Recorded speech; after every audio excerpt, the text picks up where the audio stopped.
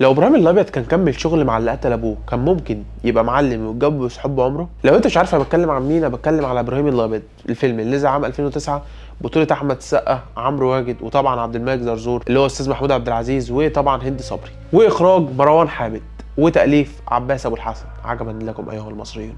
لو انت مش عارفني، انا سعد وده برنامج المفتش الفني.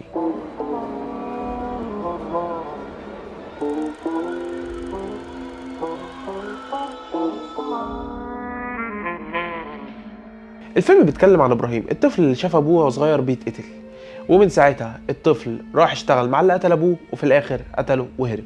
ومن ساعتها شفنا ابراهيم بيتنطط من هنا لهنا، وابراهيم بدل ما يكون طالب متعلم بقى بلطجي. والفيلم بيناقش البلطجه والعشوائيات وتجاره الممنوعات.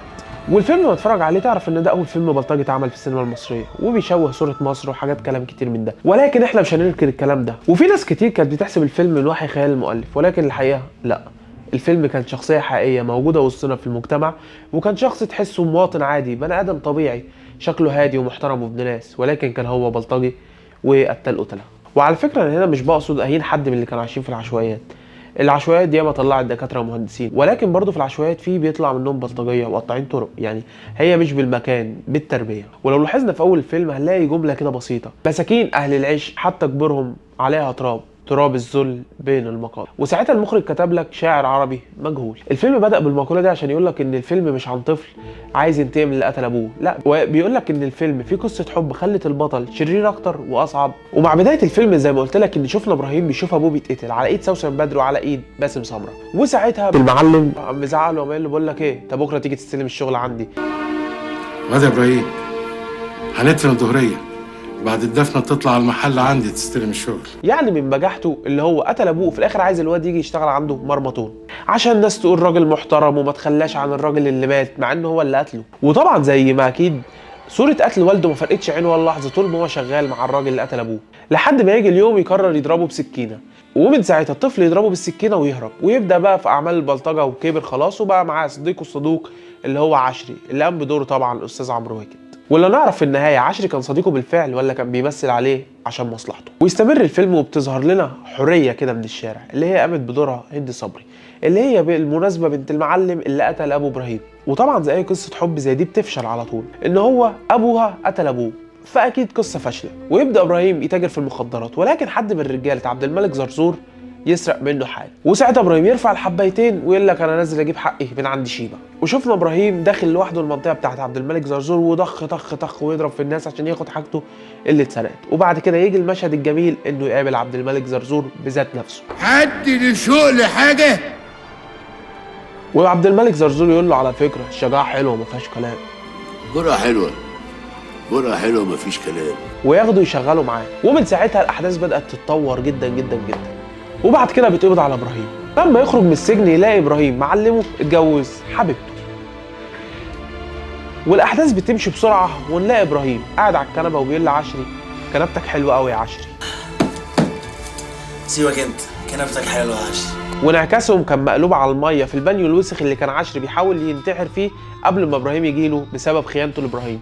وهنرجع شويه ورا واقول لك ايه اللي خلاه يخون ابراهيم. حوريه هربت من بيت عبد الملك زرزور وراحت قعدت في اوضه ابراهيم. طبعا عشري شخصيه بلطجيه وبيشرب حاجات ما بتخلوش في وعي، وحاول هنا يغتصب حوريه اللي هي المفروض حبيبه صاحبه ومرات كبير المنطقه. وطبعا ابراهيم وقعد جنب عشري على الكنبه، لما قال له يلا ننزل قال له لا مش قادر. بعد كده قعد شويه كده قام قال له طب يلا ننزل، تيجي نروح على القهوة؟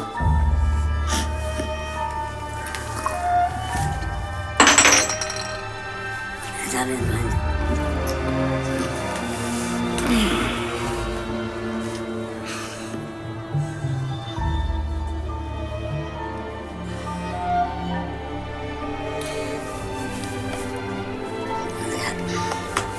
كان هنا ابراهيم عارف ان عشري هيخونه وعارف خيانه عشري ليه، بس مش عارف ليه عشري عمل كده. ايه السبب اللي يخلي عشري صديق عمره يخونه؟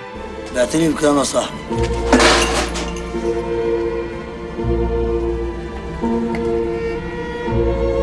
ولكن عشري كان صديق وفي لابراهيم بجد، ولكن تهديد حوريه ليه انها تقول لابراهيم انه حاول يتعدى عليها هو اللي خوفه وخلاه يبيع ابراهيم، ولكن ما كانش متخيل ان خيانته هتؤدي لموت ابراهيم. وان شاء الله بقى يا معلمه اللي هيخليني اسمع الكلام ده شويه الفلوس اللي رميتهم لي هنا دول. تفتكر ابراهيم هيتصرف ازاي لما يعرف ان انا وانت جماعتنا فرشه واحده؟ ويا سلام بقى لما يعرف دخلتك عليا الفجريه وانت بتتسحب زي الكلب النتن في العتمه. وبينتهي الفيلم بالمشهد الشهير بموت ابراهيم وحوريه. انا بقى هقول لك على السيناريو الاصلي قبل ما يتحذف منه تلت ساعه كامله، وده مش كلامي، ده كلام المؤلف عباس ابو الحسن. مروان اضطر يشيل 30 دقيقه او 25 دقيقه مش عارف. وطبعا حذف تلت ساعه من الفيلم خلى حاجات كتير قوي مش مفهومه. مين عبد الملك زرزور؟ ازاي بقى عبد الملك زرزور؟ وطبعا عبد الملك زرزور كان متجوز واحده اسمها نور القلوب، كانت اخت اكبر تجار مواشي في مصر، كان عندها 17 اخ وكانت وحشه جدا جدا، ولكن كان متقبلها عشان هي اللي هتعليه وخوفا من اخواتها، لحد ما شاف حوريه بترقص الفرح.